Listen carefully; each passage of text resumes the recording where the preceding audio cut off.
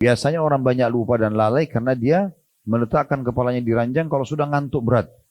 Sehingga dia tidak sempat melakukan semua sunnah-sunnah ini. Dan hindari juga tidur sambil tengkurap. Karena kata Nabi SAW, tidur tengkurap adalah tidurnya ahli neraka.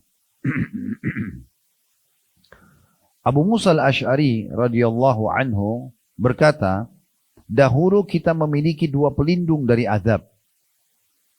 Salah satunya telah pergi, yaitu keberadaan Rasulullah sallallahu alaihi wasallam. Waktu Nabi masih hidup, kalau kita hidup di masa itu, kita buat salah kita tinggal bilang ya Rasulullah tolong mohon ampun kepada Allah. Nabi langsung minta ampun, bisa saja dimaafkan dosa kita. Tapi Abu Musa waktu itu berkata dalam riwayat ini, setelah Nabi meninggal, beliau mengatakan dahulu waktu Nabi masih hidup, kita punya dua cara agar kita selamat dari siksa Allah. Yang pertama keberadaan Rasulullah SAW yang mohon ampun buat kita. Tapi Nabi sekarang sudah meninggal. Maka beliau mengatakan, dan tersisa istighfar. Apabila ia juga pergi, tidak ada orang tidak ucapkan istighfar kepada Allah, maka pastilah binasa. Karena sudah tidak ada penolongnya lagi. Tidak ada penolongnya lagi. Dalam sebuah riwayat lain, Rabi' ibn Hutsaim rahimahullah seorang ulama tabi'in mengatakan, merendahlah kalian kepada Rabb kalian. Merendahlah kepada Allah, merasa bahwasanya Anda adalah, kita ini semua hambanya Allah, dengan cara rutin berdoa kepadanya di kala senggang.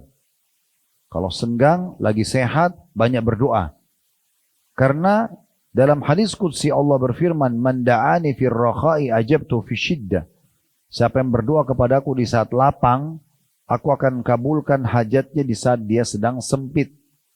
Orang yang lagi sakit butuh disembuhkan, orang yang terlilit utang butuh segera lunasi utangnya, orang yang sedang diganggu orang lain supaya dia bisa diselamatkan.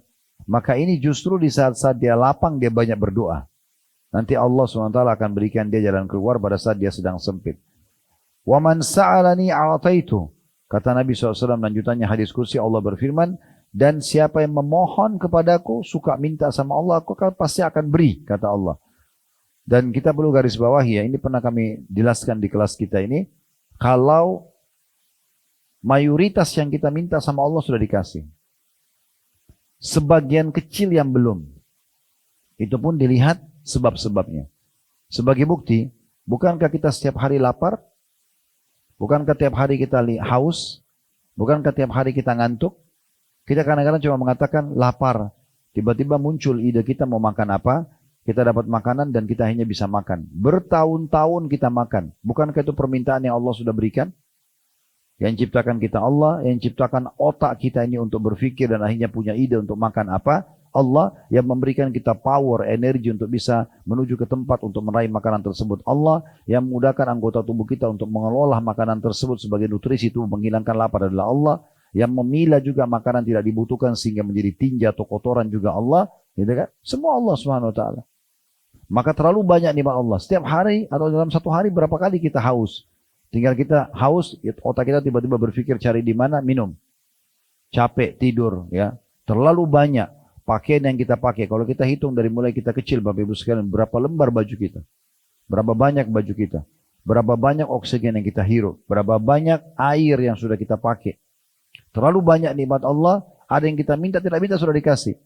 Jadi jangan pernah salah faham, seakan-akan Allah belum kabulkan permintaan saya. Padahal sebenarnya yang sedang dia minta cuma salah satu dari sekian permintaan dia. Yang belum Allah kasih, itu pun tinggal dilihat sebabnya. Kalau yang Anda minta ini sesuatu yang haram, Allah tidak akan kasih. Ya. Tapi kalau Anda minta sesuatu yang halal, maka jangan berhenti sampai Allah berikan.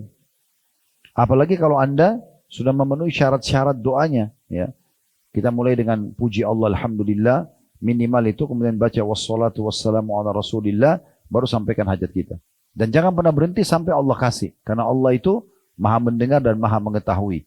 Dalam sebuah riwayat kata Nabi SAW, kalau Allah mendengar doa yang indah dari seorang hamba, maka Allah terlambatkan jawabannya, agar hamba tersebut tetap dalam doanya.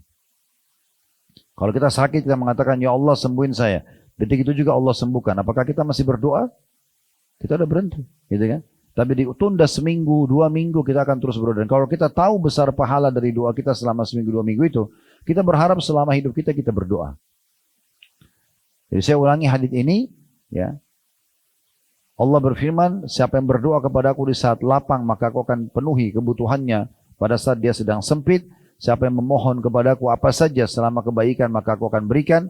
Wa man tawadha'a li rafa'tu. Siapa yang merendah karena aku, ya tawadhu, merendah. Nah, tidak sombong dengan apa yang Allah berikan, kelebihan paras wajah, kulit, postur tubuh, ilmu, harta, segala macam kedudukan, maka aku akan tinggikan derajatnya. Wa man tafarraga li rahimtu. Dan siapa yang meluangkan waktu untuk beribadah kepadaku, aku akan kasihi dia. Wa man istaghfarani ghafartu lahu. Dan kalau siapa yang beristighfar kepadaku, pasti aku akan maafkan.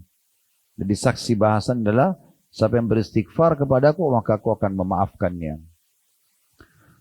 Ibnul Jauzi berkata, rahimahullah, iblis berkata, aku membinasakan anak cucu Adam dengan dosa, dan mereka membinasakanku dengan istighfar, dan juga mengucapkan la ilaha illallah. Manakala aku melihat itu dari mereka, aku tanamkan hawa nafsu kepada mereka, di mana mereka berbuat dosa tapi tidak istighfar, karena mereka mengira diri mereka telah berbuat kebaikan. Jadi kalau ada syaitan bisikin mau buat dosa, maka segera berhenti. Berhentikan dengan cara kita istighfar kepada Allah SWT dan jangan lanjutkan. Ya, setiap dosa itu kalau Bapak Ibu tidak lakukan, tidak ada ruginya. Bisikan untuk menipu orang, kita berhentiin misalnya, kita nggak ada ruginya. Masih banyak pintu halal yang lain, gitu kan? Kita bisikan berzina, kita batalin, masih tidak ada ruginya. Kita masih bisa hidup, berjalan dan seperti biasa. Dan kita masih punya solusi dengan menikah misalnya, dan seterusnya. Ya, ada solusinya. Pendapatan haram, ada pendapatan halal, gitu kan? Semuanya ada. Dan pernah kami sampaikan, yang halal itu jauh lebih banyak daripada yang haram. Ya, kecuali ditutup semuanya pintu-pintu yang halal, wajar orang melakukan pelanggaran. Tapi kalau tidak, maka tidak bisa. Tidak ada masalah. Ya. Qatada berkata, rahimahullah, seorang ulama tabi'in, beliau mengatakan, Al-Quran menunjuki kalian penyakit dan obat penyembuh kalian. Qatada bermaksud adalah semua sumber penyakit orang cuma satu. Ya. Dan juga obat kesembuhannya cuma satu. Itu sumber kita semuanya. Semua penyakit cuma satu, obatnya juga cuma satu. Penyakit kalian adalah dosa. Dan obatnya adalah istighfar dan taubat. Itu saja masalahnya. Jadi setelah menyimpulkan semua ilmu yang beliau milikin, maka beliau simpulkan ternyata semua sumber masalah kita hanya karena dosa. Hanya karena pelanggaran saja. Coba kita tutup diri kita dari situ. Kalau pernah kita lakukan, kita istighfar kepada Allah dan tidak kembali lagi, kita sibuk dengan amal soleh, clear, selesai. Maka tidak akan ada penyakit dan masalah dalam hidup kita. Nah seperti itu. Kata Ali radhiyallahu anhu, yang aneh adalah orang binasa padahal keselamatan ada bersamanya. Kata Ali radhiyallahu anhu, yang aneh adalah orang binasa padahal keselamatan ada bersamanya.